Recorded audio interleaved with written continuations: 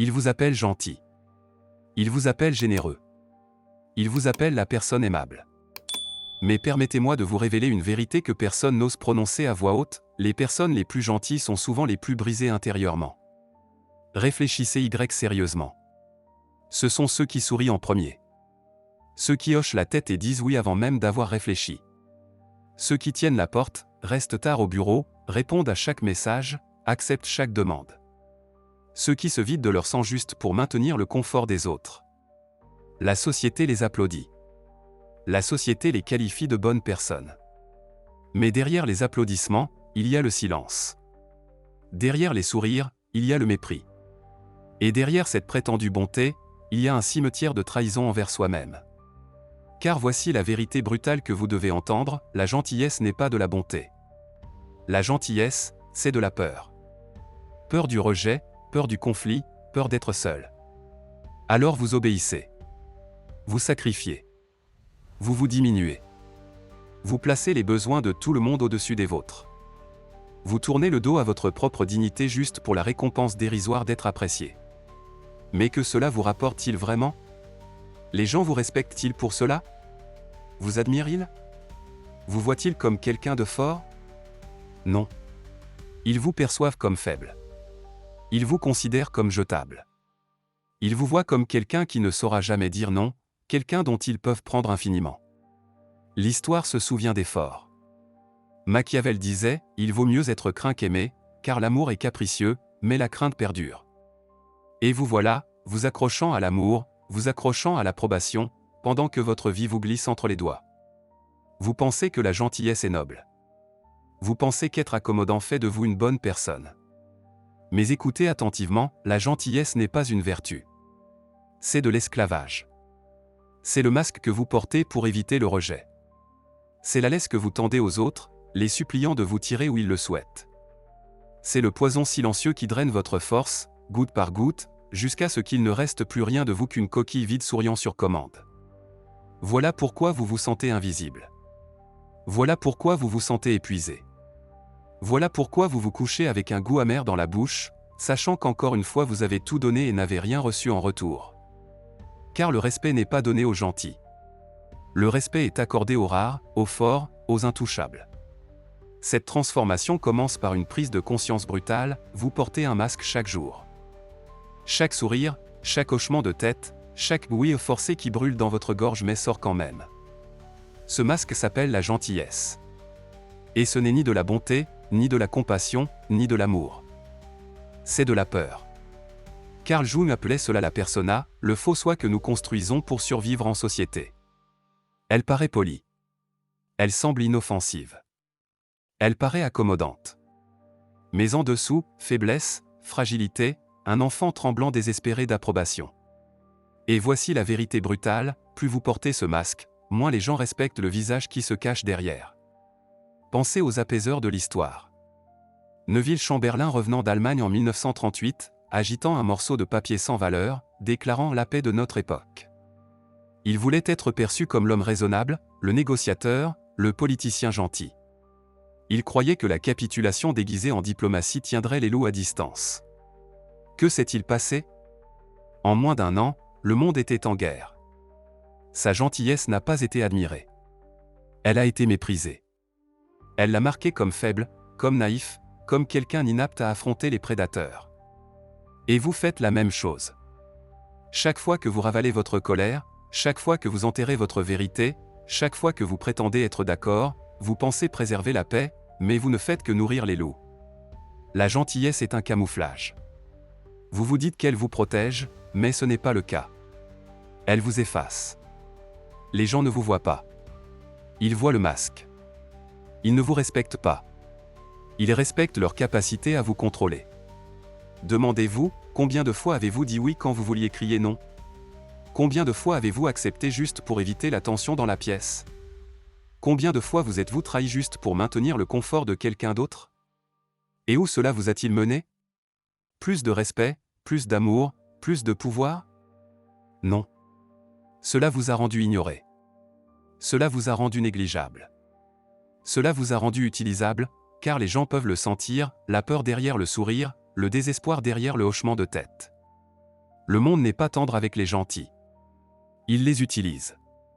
Il les épuise. Il les mâche et les recrache. Et voici la vérité que vous évitez, votre gentillesse est une invitation. Elle signale à tous ceux qui vous entourent que votre temps, votre énergie et votre dignité sont à prendre.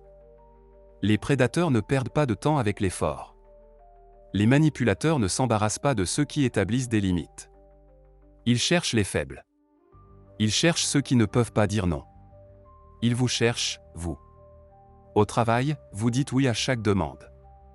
Vous couvrez les équipes. Vous restez tard. Vous comblez les lacunes. Et que se passe-t-il? Ils ne vous voient pas comme fiable. Ils vous voient comme jetable. Les promotions vont à quelqu'un d'autre. Le respect va à quelqu'un d'autre. Dans vos relations, vous vous pliez en quatre pour faire plaisir. Vous offrez des cadeaux. Vous sacrifiez votre temps. Vous faites taire vos besoins. Au début, il sourit. Au début, il vous remercie. Mais lentement, quelque chose change. La gratitude se transforme en droit acquis. L'amour se transforme en attente. En famille, vous êtes celui qui ne peut pas dire non. Celui qui prête de l'argent, fait des courses, résout les problèmes, écoute sans fin. Et qu'obtenez-vous en retour? Rarement du respect, rarement des remerciements. Vous devenez le punching ball émotionnel de la famille. Voilà ce que vous achète la gentillesse. Pas l'amour, pas l'admiration, pas la loyauté. Elle vous achète l'exploitation.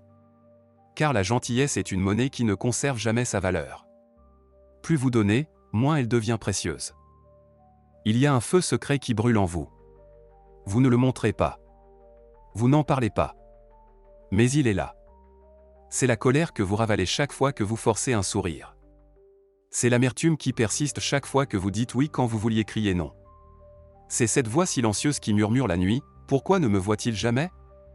Pourquoi personne ne se soucie de ce que je veux ?»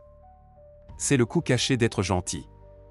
Pas seulement l'épuisement, pas seulement l'invisibilité, mais le ressentiment. Nietzsche l'appelait de ressentiment, la moralité du faible déguisant son impuissance en vertu. C'est la réponse de l'esclave au maître. L'homme impuissant ne peut pas riposter, alors il loue l'obéissance. Et pourtant, sous la surface, le poison s'accumule, une haine silencieuse du monde, une haine silencieuse de ceux qui l'utilisent, et pire encore, une haine silencieuse de lui-même. Voilà où mène votre gentillesse. À une vie de trahison silencieuse envers soi-même, à un cœur qui pourrit de rage inexprimée. Combien de fois avez-vous quitté une pièce en souriant à l'extérieur, mais en maudissant tout le monde à l'intérieur? Combien de fois avez-vous accepté d'aider, puis secrètement ressenti les personnes mêmes que vous serviez? Vous n'êtes pas noble quand vous faites cela. Vous n'êtes pas vertueux. Vous pourrissez. Car le ressentiment ne reste pas caché. Il fuit. Il s'infiltre dans votre ton, dans votre langage corporel, dans vos relations. Le respect, c'est la monnaie de l'interaction humaine. Elle est plus rare que l'amour, plus précieuse que l'admiration, et plus durable que l'approbation. Et voici la vérité brutale, la personne gentille n'est jamais respectée. Les gens peuvent vous remercier. Ils peuvent vous utiliser. Ils peuvent même vous louer quand c'est pratique. Mais au fond, ils ne vous admirent pas, car le respect n'est pas donné à ceux qui s'inclinent. Le respect est donné à ceux qui se tiennent droit. Regardez autour de vous. Pensez aux personnes que vous admirez le plus. Sont-ce celles qui se sont pliées pour faire plaisir à tout le monde? Ou sont-ce celles qui ont refusé? L'histoire se souvient de Churchill, pas de Chamberlain. Elle se souvient de Marcus Aurelius, pas des hommes sans nom qui le flattaient. Et voici le paradoxe, les personnes même que vous essayez de faire plaisir avec votre gentillesse vous méprisent secrètement pour cela. Elles peuvent sourire quand vous servez. Elles peuvent applaudir quand vous sacrifiez. Mais au fond, elles savent, vous n'êtes pas un leader. Vous n'êtes pas une force. Vous êtes un suiveur, une ombre, un homme qui a peur de contrarier quiconque. Qui obtient des promotions au travail? Celui qui dit silencieusement oui à tout, celui qui affirme ses limites, qui protège son temps, qui exige la reconnaissance. Même en amour, le respect vient en premier. Sans respect, l'amour pourrit en pitié. Jules César était aimé par ses soldats non pas parce qu'il était gentil, mais parce qu'il exigeait la discipline tout en les menant avec force. Il le craignait et l'admirait à la fois. Cet équilibre l'a rendu inoubliable. Contrastez cela avec les innombrables rois qui ont essayé d'être généreux, donnant sans fin, apaisant sans fin, seulement pour être trahis, renversés et oubliés. Leurs noms sont enterrés dans la poussière de l'histoire, tandis que les impitoyables et les disciplinés gravent leur nom dans l'éternité. Toute votre vie, on vous a enseigné que le mot oui était la clé pour être aimé. Oui maintient la paix. Oui vous garde en sécurité. Oui fait sourire les gens. Mais voici la vérité, le oui n'a aucune valeur sans le nom. Pensez à la monnaie. Si l'argent était infini, il serait sans valeur. Il en va de même pour votre accord. Si vous dites oui à tout le monde, votre oui ne signifie rien. Votre temps ne signifie rien. Vous ne signifiez rien. La vraie monnaie du pouvoir, c'est le non. Chaque fois que vous dites non, vous envoyez un message, je ne suis pas à vendre. Je ne suis pas désespéré. Mon énergie m'appartient, elle n'est pas à vous de prendre. Arthur Schopenhauer disait que le plus grand acte de volonté est la préservation de soi. Le refus de laisser votre vie être consumée par les autres. C'est ce que fait le non. Il vous préserve. Il protège votre volonté. Il rend votre présence précieuse. Comment commencer quand toute votre vie a été une longue chaîne de oui? Vous commencez avec 2 outils. Le test de la limite, dites non une fois, clairement et calmement. Regardez ce qui se passe. Certaines personnes le respecteront. Elles hocheront la tête. Elles s'ajusteront. Ce sont celles qui méritent d'être gardées près de vous. D'autres exploseront. Elles vous culpabiliseront. Elles feront pression sur vous. Elles vous traiteront d'égoïste. Ce sont celles qui ne valorisaient que votre obéissance. Ce test vous montrera la vérité, qui vous respecte, et qui ne faisait que vous utiliser. Et oui, cela fera mal. Mais la douleur de la vérité vaut mieux que le poison des mensonges. La pause de 10 secondes, chaque fois qu'on vous demande quelque chose, arrêtez-vous. 10 secondes. Respirez. Laissez le silence peser lourd. En ces 10 secondes, vous reprenez le pouvoir, car votre oui automatique est de l'esclavage. Votre réponse délibérée est de la souveraineté. Parfois, vous direz encore oui, mais ce sera un oui choisi, pas désespéré. Et cela fait toute la différence. C'est le moment, le point de bascule, la ligne entre l'homme que vous étiez et l'homme que vous allez devenir. Jusqu'à présent, vous avez vécu comme un serviteur. Souriant quand vous ne le vouliez pas, obéissant quand vous auriez dû refuser, vous vidant de votre sang pour les miettes d'approbation. Vous pensiez que c'était de la bonté. Vous pensiez que c'était bien, mais c'était de l'esclavage. Et maintenant vous le voyez. Vous voyez comment votre masque de gentillesse vous a rendu faible. Vous voyez comment votre oui sans fin vous a transformé en paillasson. Vous voyez comment votre silence a tué votre respect. Mais voici la révélation, vous n'êtes pas obligé de rester comme ça. Car au moment où vous choisissez de dire non, au moment où vous décidez que votre vie vous appartient et à personne d'autre, vous franchissez un seuil. Vous sortez de la prison de l'approbation. Vous vous élevez au-dessus des jeux des faibles. C'est la transformation. De drainé et invisible à intouchable et indéniable. Quand vous refusez de vous trahir, les gens le sentent. Ils perçoivent le changement. Soudain, votre temps est rare. Votre présence est précieuse. Vos mots ont du poids. Vous n'êtes plus un bruit de fond. Vous êtes le signal. Et oui, certains partiront.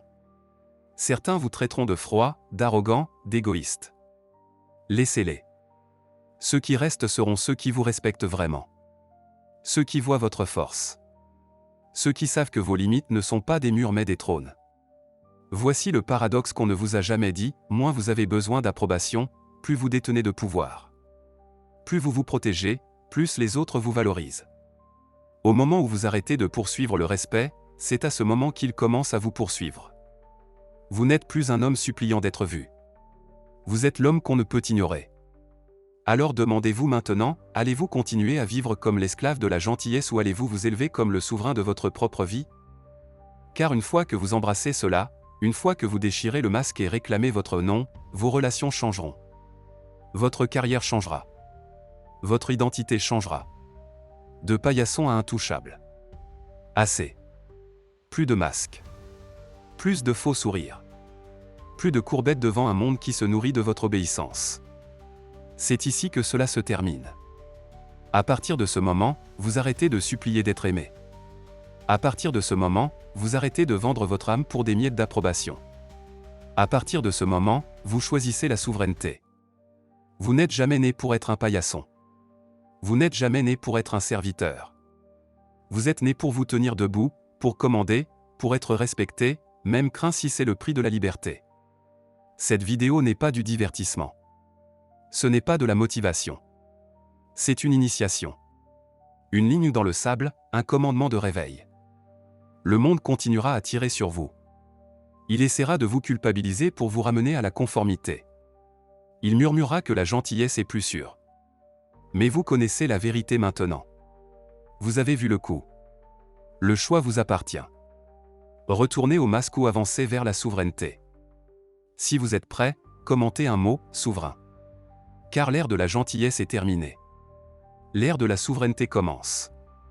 Ceci est votre commandement. Réveillez-vous.